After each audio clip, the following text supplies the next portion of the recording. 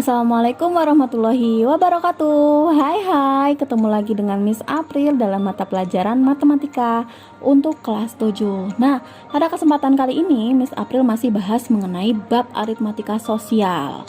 Tetapi kita bahas mengenai submateri diskon dan pajak. Ya, pastinya kalian sering banget dengar masalah diskon dan pajak di dalam kehidupan sehari-hari. Jadi kalau kalian sering belanja nih, atau ke supermarket atau ke toko baju dan sebagainya, ada diskon-diskon menarik yang ditawarkan dari toko tersebut ya.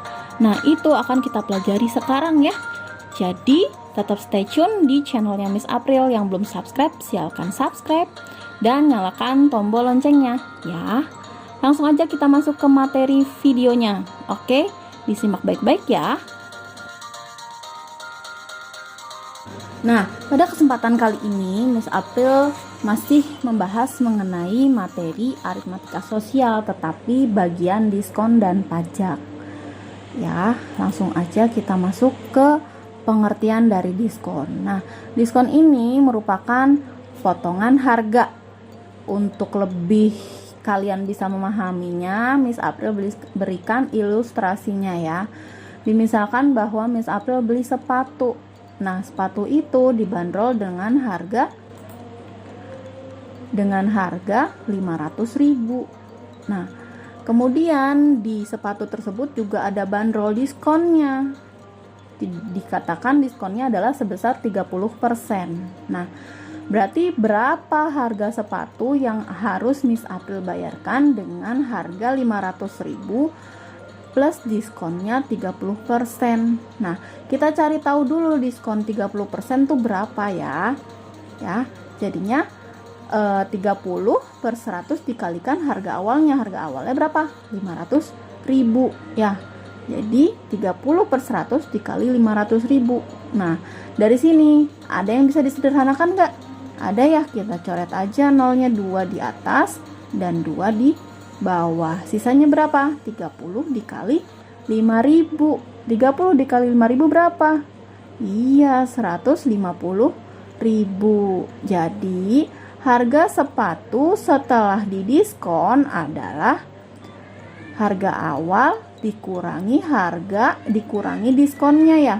Jadi 500.000 dikurangi 150.000 berapa? 350.000 rupiah. Nah, inilah besar harga yang harus Miss April bayarkan untuk mendapatkan sepatu tersebut. Nah, trik ini merupakan cara lama yang kita gunakan dari zaman SD. Jadi nanti Miss April kasih tahu trik cepatnya untuk menentukan harga barunya ya. Nah, untuk menentukan diskon, besar diskonnya kita menggunakan rumus diskon sama dengan diskonnya. Besar diskonnya ya, misalnya 30% berarti 30 per 100 dikali harga awal. Nah, ini ya. Nah, supaya kalian lebih paham lagi mengenai tentang diskon, kita masuk ke contoh soalnya ya. Sebuah toko memberikan diskon sebesar 20% untuk setiap pembelian 3 item barang di tokonya. Kita membeli sebuah celana seharga 110, sebuah kemeja seharga 70.000 dan satu buah kaos seharga 45.000. Berapa uang yang harus kita bayarkan? Nah, kita tulis dulu apa saja yang diketahuinya. Yang diketahuinya katanya diskonnya ini besarnya 20%. Kemudian harga awalnya. Harga awalnya apa? Yaitu 110 ditambah 70.000 ditambah 45.000. Ya, berapa semua jadinya? Iya, 225.000. Nah, kalau sudah, apa yang ditanyakan? Yang ditanyakan adalah harga yang harus kita bayarkan ya. Nah, kalau tadi kita jawabnya adalah 1 per 1 ya, kita cari tahu dulu diskonnya gitu ya. Nah, kalau sekarang Miss April kasih tahu trik cepatnya supaya kalian bisa langsung cepat menjawab tanpa berlama-lama ya. Karena yang ditanyakan harga setelah diskonnya ya. Jadi di sini ada tabel diskon dan harga yang harus dibayarkan. Jadi kalau misalnya tadi kan pakai cara lama. Nah, ini cara cepatnya. Jadi kalau misalkan berandai-andai dulu ya. Jadi kalau misalkan diskonnya 10%, maka harga bayarnya adalah 90% ya. Didapat dari harga keseluruhan yaitu 100%. Kalau diskonnya 10%, maka sisanya berapa? 90%. Berarti kalau diskonnya 30%, maka di sini berapa? 70%. Jadi kalau diskonnya 20%, berapa yang harus dibayarkan?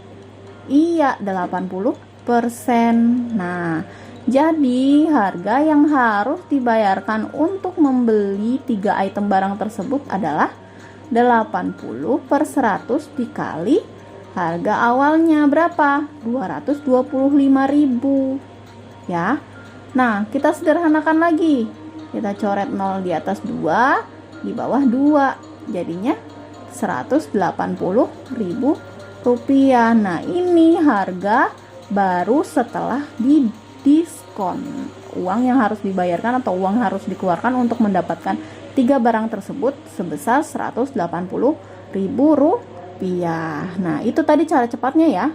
Jadi digunakan permisalan 100%. Jadi kalau diskonnya 10%, maka sisanya adalah 90%. Gitu ya. Kita masuk ke pajak. Nah, pajak ini biasa kita lihat di struk-struk pembayaran supermarket atau pembayaran elektronik atau pembayaran di restoran-restoran ya. Supaya kalian lebih paham, Miss April berikan lagi ilustrasinya. Misalnya, Miss April lagi makan nih di Enak-Enak Resto namanya. Kemudian menu yang Miss April beli adalah 2 porsi nasi goreng, harganya 40.000. Kemudian 2 porsi ayam bakar harganya 30.000 dan 2 es teh manis harganya 10.000. Nah, kalau kita totalkan semuanya adalah 80.000 ya. Tetapi karena ada biaya servis atau pelayanan dan ada pajaknya sebesar servisnya 3%, pajaknya 10% ya. Maka uang yang akan Miss April keluarkan adalah lebih dari 80.000 karena ada biaya tambahannya ya. Servisnya 3% dan pajaknya 10%. Nah, ini yang akan kita hitung terlebih dahulu sebelum menentukan harga keseluruhannya. Jadi pajak apa sih? Iya, pajak merupakan ekstra uang atau uang lebihan uang yang harus dibayarkan kepada negara melalui restoran tadi ya. Nah, pajak ini akan masuk ke APBN dan digunakan oleh negara gitu ya. Jadi untuk menentukan berapa sih yang harus kita keluarkan untuk membayar makanan ini setelah dikenakan servis dan biaya pajak. Nah, kita hitung saja besar pajak keseluruhannya, yaitu servisnya 3% ditambah 10%. Jadi berapa? 13% ya. Jadi pajak keseluruhannya berapa? 13/100 ya, dikali harga awalnya 80.000 ini ya. Jadi berapa? Kita coret nolnya 2, di bawah juga 2, sisanya 13 dikali 800 berapa? 10.400. Nah, berarti uang yang harus dibayarkan untuk membayar makanan tersebut apa? 80.000 ditambah ini pajaknya, besar pajaknya ya. 80.000 ditambah 10.400 berarti berapa?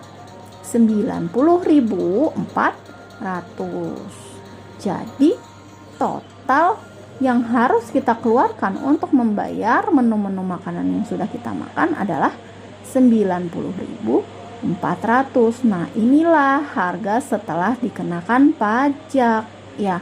Jadi kalau tadi diskon itu dikurangi, dipotong ya biayanya dari harga awal, tapi kalau pajak justru malah ditambah. Nah, ada juga trik cepatnya. Ini cara lamanya, kita cari tahu dulu pajaknya berapa, baru dijumlahkan dengan harga awalnya ya. Tapi trik cepatnya seperti tadi, diskon. Nah, Miss April contohkan ya. Di sini ada soal, Nadia akan membeli sebuah motor baru seharga 24 juta dan dikenakan pajak penjualan sebesar 5%. Berapa rupiah uang yang dibayarkan Nadia untuk 1 unit motor tersebut? Kita tulis dulu apa yang diketahui. Iya, pajaknya berapa? 5%. Kemudian apa lagi? Harga motornya atau harga awalnya yaitu 24 juta. Ya, apa yang ditanyakan? Yang ditanyakan adalah berapa rupiah uang yang dibayarkan oleh Nadia untuk membeli 1 unit motor tersebut. Nah, kita jawab ya. Nah, ini adalah cara cepatnya seperti tadi ya.